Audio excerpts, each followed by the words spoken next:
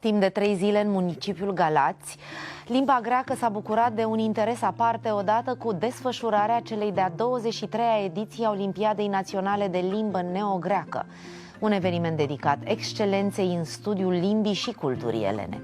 Competiția organizată de Uniunea Elenă din România în parteneriat cu Ministerul Educației și Cercetării a adus la oaltă peste 120 de elevi din întreaga țară, tineri pasionați de limba neogreacă și de valorile culturale ale Greciei. Deschiderea oficială a Olimpiadei Naționale de Limbă Neogreacă, găzduită de sala Aula Magna a Universității Dunărea de Jos, s-a transformat într-un moment memorabil pentru toți cei prezenți. Tinerii au fost invitați într-un adevărat spectacol al emoției, în care muzica clasică, baletul și dansurile grecești s-au împletit armonios, dând naștere unei serii elegante și pline de farmec.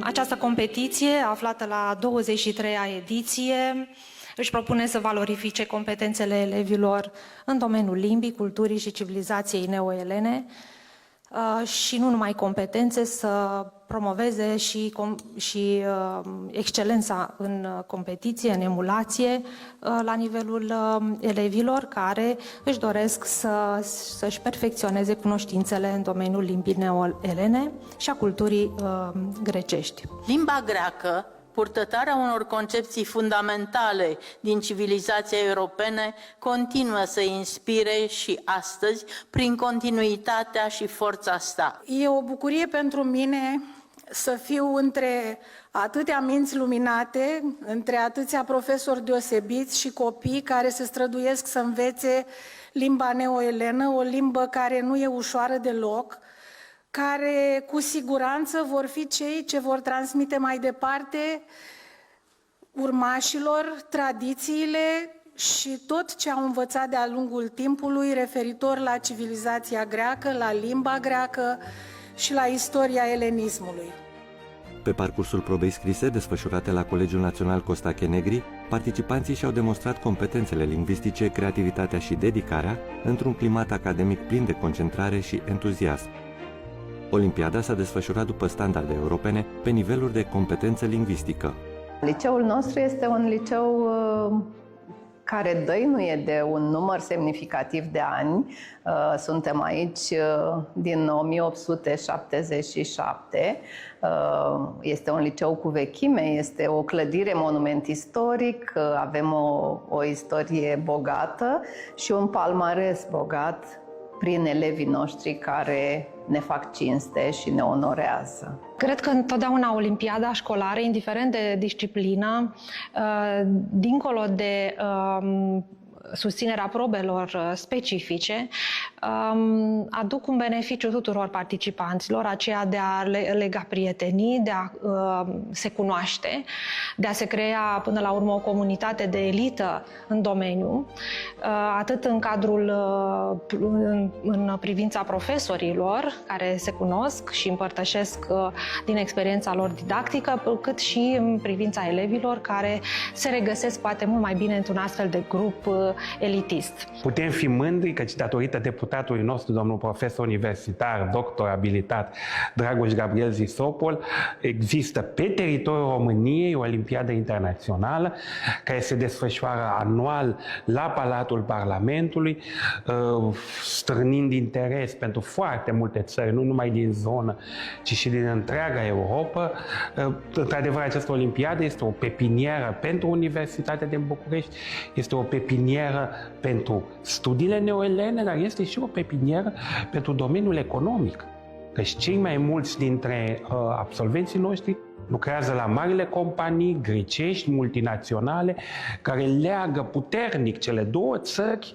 Am adăugat și acum Bulgaria, nu? Știm că se creează o colaborare trilaterală cu un viitor strălucit, după părerea noastră. Experiența nu s-a oprit la concurs. Elevii au descoperit și orașul prin vizite la Casa Cuza, Muzeul de Istorie și Grădina Botanică. Iar seara festivă, în ritmuri de muzică grecească, a adus relaxare, prietenie și bucuria de a fi împreună. Olimpiada a fost mai mult decât o competiție. A fost un spațiu de dialog intercultural și de afirmare a identității lingvistice. La final, festivitatea de premiere a confirmat succesul unei ediții care a transformat Galațiul pentru câteva zile într-un adevărat centru al culturii elene. Cu detalii despre eveniment, l-am invitat alături de noi în studioul emisiunii pe domnul profesor Dragoș Gabriel Zisopol, deputat și președinte al Uniunii Elene din România. Bine ați revenit! Să rămâne, vă mulțumesc pentru invitație, mă bucur să vă revăd. Bine v-am regăsit! Și eu mă bucur foarte mult. Bănuiesc că este un subiect care vă place foarte tare, pentru că sunteți profesor. Am nimerit, perfect. Aș vrea să îmi povestiți puțin despre importanța acestei Olimpiade Naționale pentru comunitatea elenă din România. Pentru că această Olimpiadă este pe lista competițiilor școlare finanțate de Ministerul Educației și Cercetării, la egalitate cu toate celelalte materii. Aveți perfectă dreptate, dar eu aș îndrăzni să spun că este mai mult decât o competiție școlară.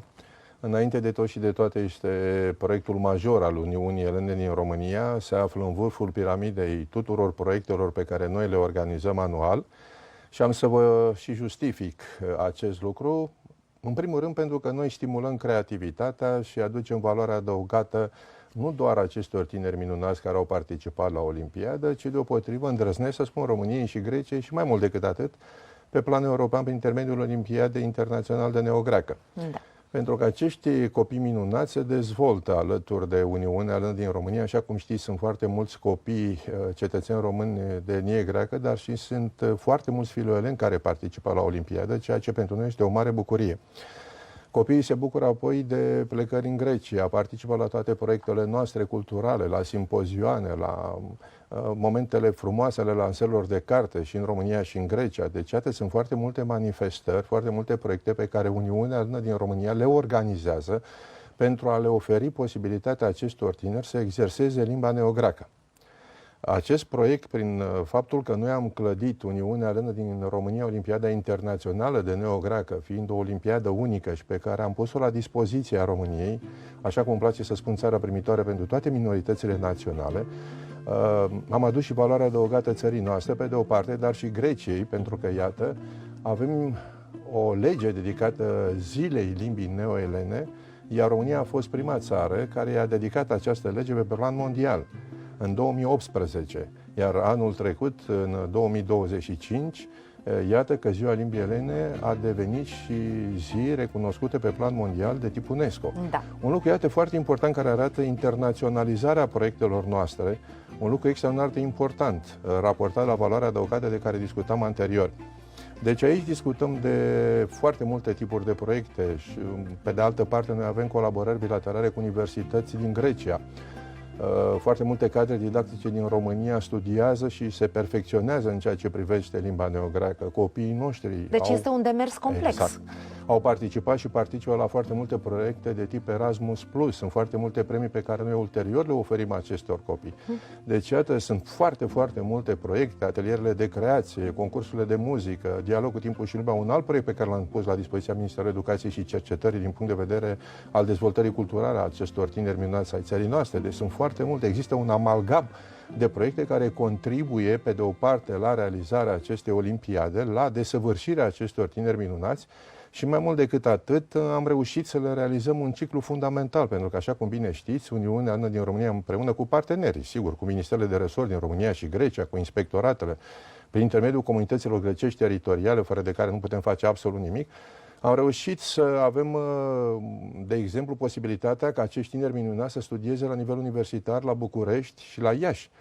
Profesorul Dinu, pe care l-am auzit vorbind cu câteva minute în urmă, care a fost șeful comisiei la nivel național și va fi și șeful comisiei la nivel internațional, conduce electoratul și departamentul de greacă de la București, conduce și masteratul de neogreacă, este și conducător de doctorat. Deci, am creat un ciclu complet și complex.